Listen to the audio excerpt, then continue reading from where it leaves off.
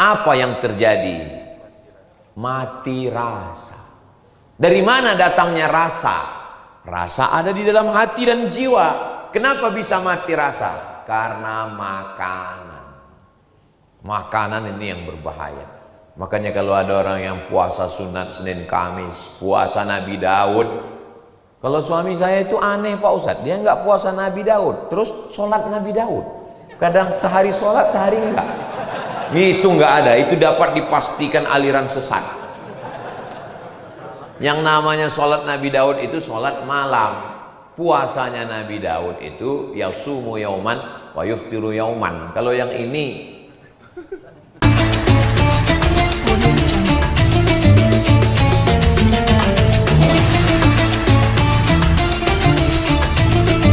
Assalamualaikum warahmatullahi wabarakatuh. Kalau Tuan pergi ke Batam, jangan lupa menangkap ikan.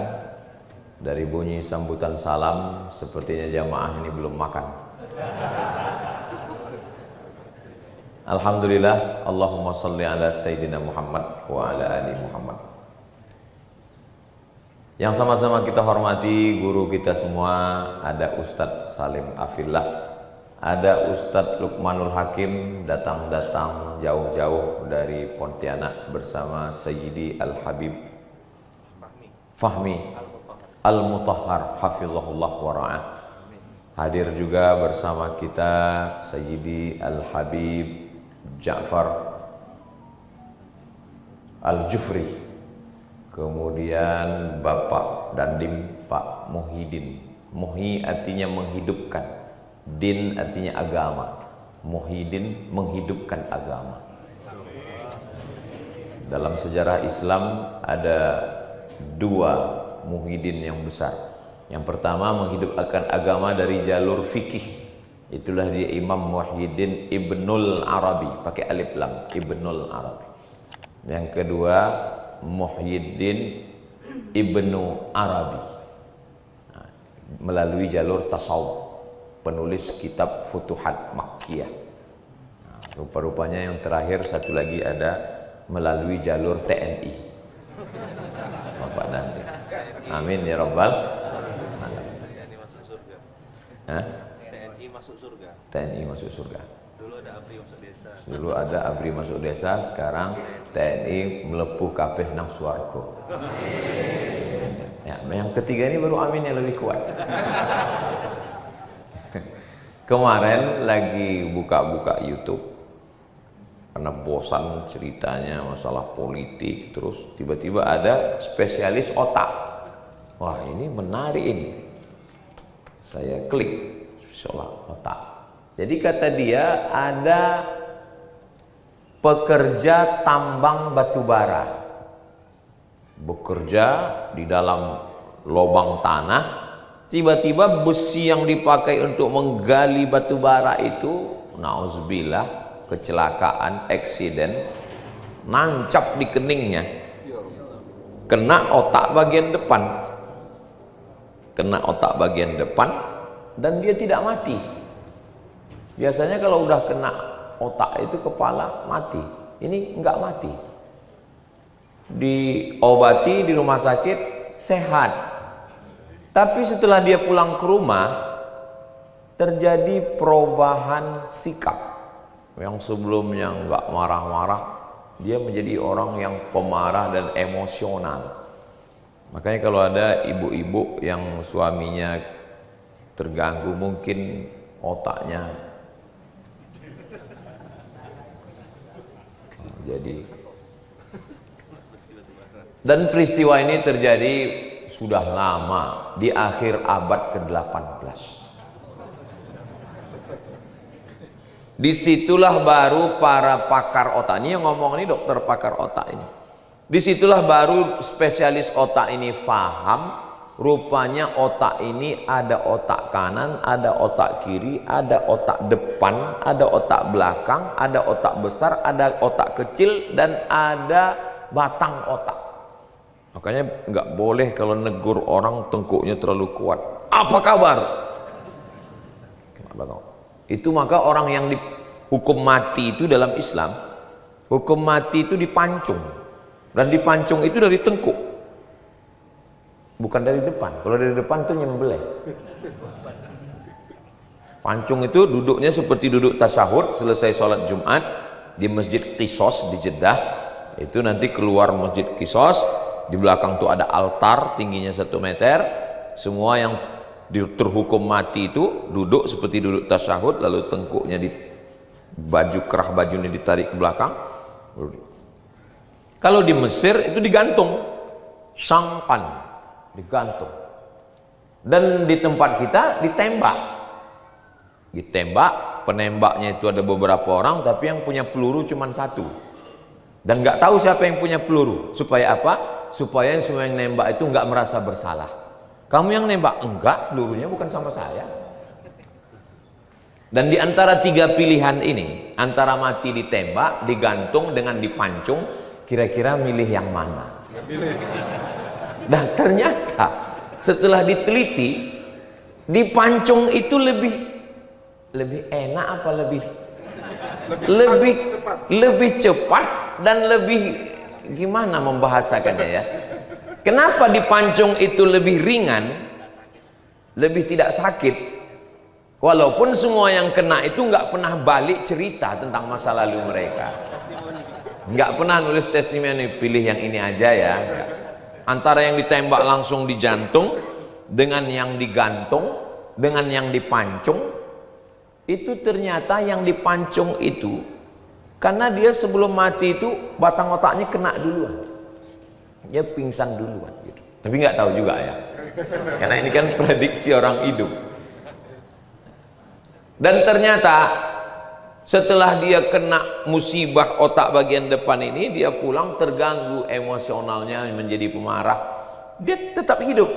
Barulah para pakar otak ini paham, rupanya otak bagian depan ini adalah mengatur emosi dan memerintahkan. Dan Masya Allah, tabarakallah, subhanallah, Allahu Akbar. Bapak ibu semua hafal ayatnya. Nasiyatin kazibatin khati'ah. Nasiyatin, otak bagian depan. Kita menerjemahkannya ubun-ubun bagian depan. Kazibatin, nasiyatin, ubun-ubun, otak bagian depan. Kazibatin, manipulatif. Khati'atin, pelaku dosa. Ternyata yang memerintahkan kamu gini itu adalah otak bagian depan. Dan dalam mazhab Syafi'i, kita umumnya begitu berwudu, sedikit saja sudah sah, dan yang diambil itu diusap bagian depan. Artinya apa? Di scan 1 hari 5 kali. Scan pagi, scan zuhur, scan asar, scan maghrib, scan isya, scan tahajud, scan duha. Supaya apa? Supaya otak bagian besar ini selamat dari 2, kazibatin, bohong, khati'atin, salah. Padahal kalau kita lihat, yang namanya salah itu ya salah aja, bohong itu juga salah. Tapi kenapa Allah membagi sedemikian detailnya antara bohong dengan salah? Karena orang yang salah, dia ngerti dia salah. Mohon maaf, pencuri itu ngerti dia salah. Pemakai narkoba itu ngerti kalau dia salah. WTS, mohon maaf, yang namanya sudah berubah jadi PSK, mengerti kalau dia salah. Tapi orang yang kazibatin, dia tahu salah dan pura-pura mencitrakan dirinya benar. Inilah makanya manipulatif, hipokrit. Sedangkan yang ini memang betul dia salah. Kamu pakai ganja, iya, tahu itu salah, tahu. Tapi kenapa kamu belum meninggalkan? Ya nantilah hijrah setelah agak tua dikit. Jadi, dan yang ada di kepala kita ini adalah darah. Dari mana datangnya darah ini bisa sampai ke kepala? Darah ini datangnya dari jantung yang berdegup dan berdetak. Jantung ini menyemburkan darah naik ke atas. Itu makanya tadi kita diperintahkan Allah untuk bersujud. Allahu Akbar, sujud. Ketika sujud itu,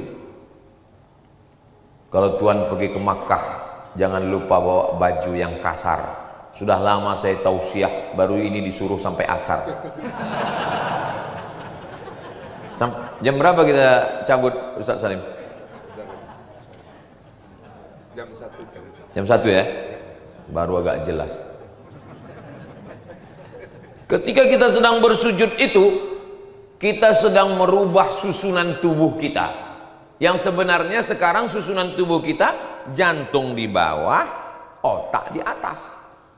Tapi begitu kita sujud tadi berubah, otak di bawah, jantung di atas. Dan ketika otak di bawah, ada teman saya Pak Ustadz nggak sujud pun jantungnya memang di bawah, nggak sujud pun otaknya di bawah, otak tetap di atas. Ketika sedang sujud, maka darah begitu leluasanya menyembur, darah dipompa oleh jantung. Makanya kalau ada orang yang ingatannya kacau, itu gara-gara darahnya tidak normal naik ke otak. Kenapa darahnya itu tidak normal? Karena darahnya kental. Apa yang menyebabkan darah kental? Dua. Pertama minyak, yang kedua adalah apa kedua ya? Minyak. Yang kedua gula. Makanya kalau kita ambil, kalau mau selamat jangan. Ustadz Somad kalau mau sehat jangan ada minyak, jangan ada gula. Tapi saya sampai hari ini kalau nggak ada gula, nggak ada minyak, nggak hidup. Saya tetap ada minyak. Apalagi kami di Sumatera, itu minyak terus. Pagi lontong pakai santan, minyak. Siang rendang, minyak. Makanya rumah sakit kolesterol yang pertama di Bukit Tinggi. Saking banyaknya minyak. Sementara di badan kita ini air, darah ini air. Makanya orang sekarang banyak makan pil pengencer darah. Mohon maaf kalau saya ngomong, ini kayaknya Ustadz Somad nyindir penyakit saya. Saya nggak ada dapat bisikan dari manapun. Ini saya ngomong ya sesuai apa yang ada di pikiran saya saja. Mudah-mudahan yang sakit-sakit disembuhkan Allah Subhanahu wa Ta'ala. Saya ketemu dengan jamaah kita yang umurnya 85 tahun, lalu saya tanya, Bapak kelihatannya sehat, energik. Saya menghindari gula dan minyak Pak Ustadz. Terus Bapak makan gimana? Ikan nggak digoreng, ikan saya cuma dibakar Pak Ustadz. Terus minuman? Minuman saya hanya teh atau kopi, nggak pakai gula Pak Ustadz. Kalaupun pakai gula, gula yang bukan gula. Gula apa? Gula aren. Alhamdulillah Pak Ustadz, saya hidupnya sehat walafiat. Tapi ini yang secara fisik, ada dia tidak sedahsyat gula secara medis, tapi ternyata dia bendanya halal, tapi dia dibeli dari uang yang haram, korupsi, sogok, riba, dan kemudian darah. Dia jadi darah. Sepiring nasi, sepiring gulai, semangkok bakso dari barang haram, dia berubah menjadi setetes darah. Dan darahnya tetap golongan A, O, B, AB. Enggak ada golongan darah begitu periksa. Apa B2? Belum pernah ada puskesmas di Indonesia begitu periksa darah keluar, mohon maaf Pak, golongannya darah haram. Enggak ada. Darahnya tetap O, A, B, AB. Saya waktu pertama kali periksa darah ditusuk jari, kata dokternya bilang, Ustadz Somad ini darahnya AB. Darah AB ini Pak Ustadz hebat loh. Kenapa? Jarang orang punya darah ini. Oh, saya sudah mulai bangga. Dan biasanya susah donor sehingga kekurangan darah banyak yang mati. Bapak Ibu yang dimuliakan Allah Subhanahu wa Ta'ala, ketika darah haram ini masuk, sepiring nasi itu berubah jadi darah haram, dan darah haram ini masuk ke jantung. Kenapa? Karena jantung adalah yang akan menyemburkan darah. Makanya seringkali kita kalau naik gunung dingin atau cuaca dingin, itu ujung-ujung jari kan dingin, ujung kaki, ujung tangan. Kenapa? Karena dialah yang paling jauh jangkauannya dari jantung. Kalau dada hangat, apalagi perut hangat. Tapi kalau ujung-ujung ini dingin. Kenapa? Karena paling jauh getarannya dari jantung. Jantung ini menyemburkan paling jauh di ujung jari, makanya dingin. Dingin. Lalu kemudian darah tadi menyembur dari jantung naik ke otak, dan otak itu menjadi jahat gara-gara darah haram. Makanya Nabi melarang jangan makan haram. Kulu, makanlah min thayyibat, yang baik-baik. Kenapa? Karena semuanya berawal dari darah. Saya kalau makan dengan Ustadz Salim, dengan Ustadz Lukman, dengan Habib, yang selektif sekali Ustadz Lukman. Semua Ustadz selektif, cuman yang paling selektif Ustadz Lukman. Dari mulai kuasnya, ini jangan kuasnya ini bulu babi, ini jangan-jangan ini, kata Ustadz Lukman. Makanya saya kalau makan, saya tunggu beliau makan. Kalau udah beliau makan, berarti sudah lulus fit and proper test, aman. Kenapa beliau sangat selektif tentang makanan? Karena beliau santrinya dari Sabang sampai Papua, sulit mengatur orang kalau sudah makanannya haram. Nauzubillah. Jadi istri yang di rumah yang baik, yang solihah, yang baca Quran, yang tahajud, membesarkan anak-anak tunas hijau yang gak berdosa, yang merusaknya siapa? Bukan salah ibu mengandung, tapi salah bapak yang ngasih makan burung.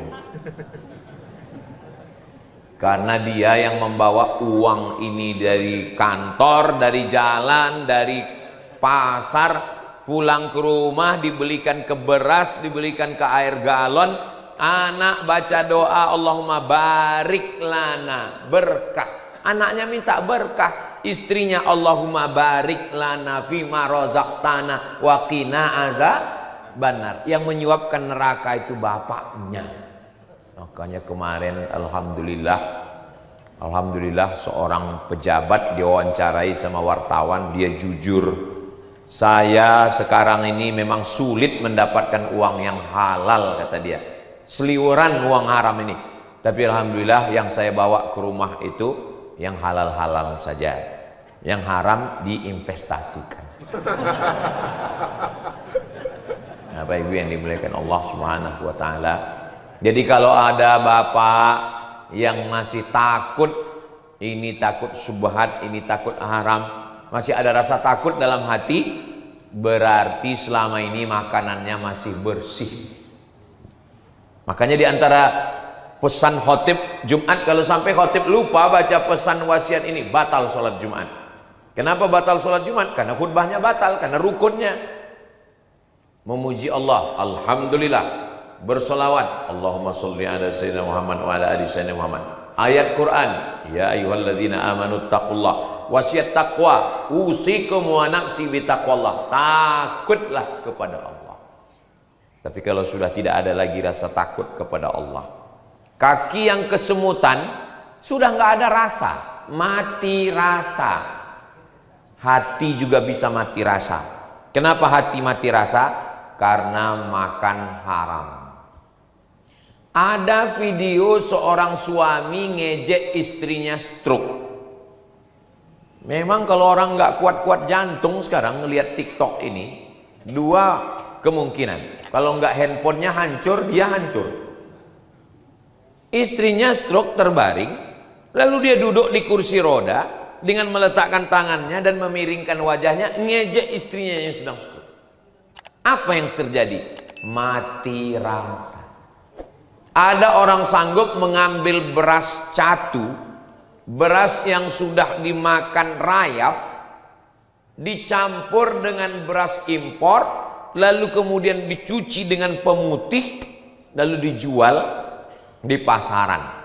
Yang beli adalah fakir miskin, pakai uang BLT. Apa yang terjadi? mati rasa. Dari mana datangnya rasa? Rasa ada di dalam hati dan jiwa.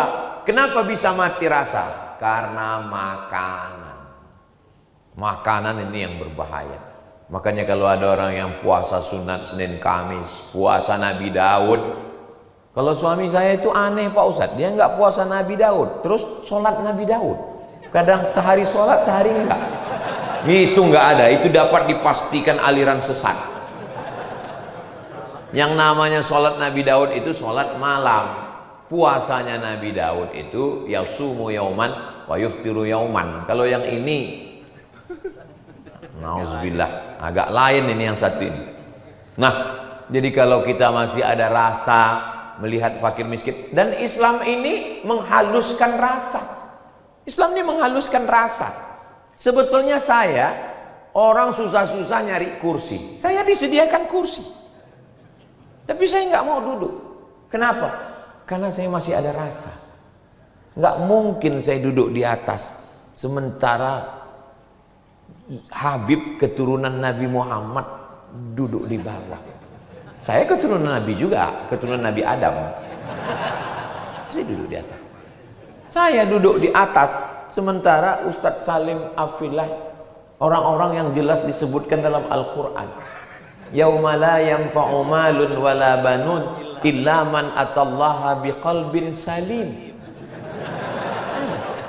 Ustadz Luqman yang jelas-jelas satu surat khusus, surat Luqman.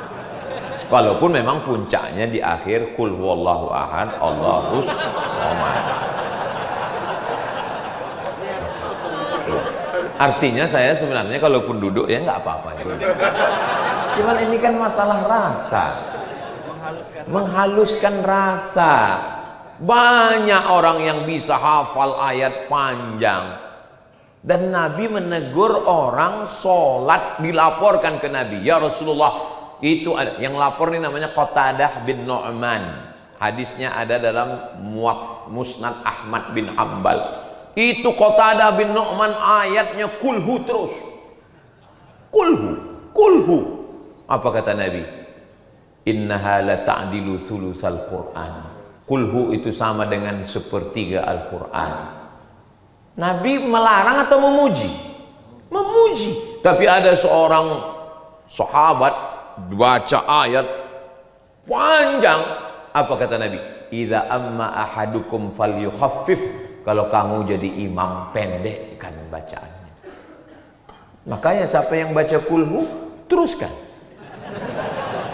Karena Nabi tidak pernah menegur kulhu. Yang ditegur itu justru ayat yang panjang. Kenapa? Karena ketika dia ayat panjang, dia tidak memikirkan makmumnya di belakang. Di belakang itu ada tiga. Yang pertama, ibu-ibu yang anaknya menangis. Yang kedua, ada orang yang ada hajat di luar. Yang ketiga, ada orang tua yang memang dari muda nggak pernah ke masjid. Setelah tua diintip malaikat maut, barulah dia ke masjid dan dia nggak tahan. Maka begitulah kita disuruh mementingkan rasa. Ada orang yang sanggup ke Makkah bolak-balik labbaik Allahumma labbaik, sementara tetangga jiran di sebelahnya tidak makan. La yabitu syab'anan. Tidak boleh orang Islam tidur dalam keadaan syab'an, kenyang. Wajaruhu ila jambihi ja'i'un. Tetangga di sebelah rumahnya kelaparan. Laisa bil mu'min. Dia tidak dianggap sebagai seorang mukmin. La yu'minu ahadukum.